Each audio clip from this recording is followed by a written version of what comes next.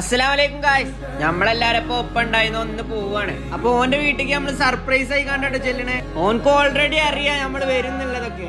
ഓൻ ഞങ്ങളും കാത്ത് നിക്കുന്നുണ്ട് അവിടെ. ഇന്ന് നമ്മൾ ഓനെ കാണാൻ വന്നില്ലെങ്കിൽ ഓനക്ക് ഇതിലേറെ വിഷമം വേറെ ഉണ്ടാവൂല. കുറച്ചു കാലത്ത് ഇപ്പൊ എന്താണെങ്കിലും ഞങ്ങളേറ്റ് അത്രയും അടുത്തിന്നിട്ട് ഓന് ഇത് പറഞ്ഞോടെ നമ്മളെ കണ്ണൊന്നും കുറച്ച് വെള്ളം വന്നിട്ടു.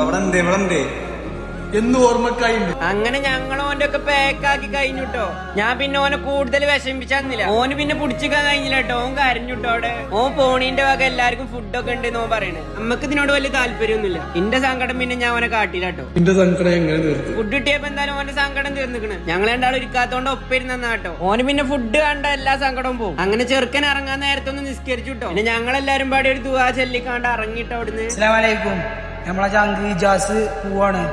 ഞമ്മള് വിഷമിച്ചണ്ടാച്ചിട്ടേ ഓൻ ചിരിച്ചൊരു ടാറ്റന്നു. അപ്പൊ ഓനും പോയിട്ടോ. അപ്പൊ എല്ലാവർക്കും അസ്സലാമലൈക്കും, ബൈ.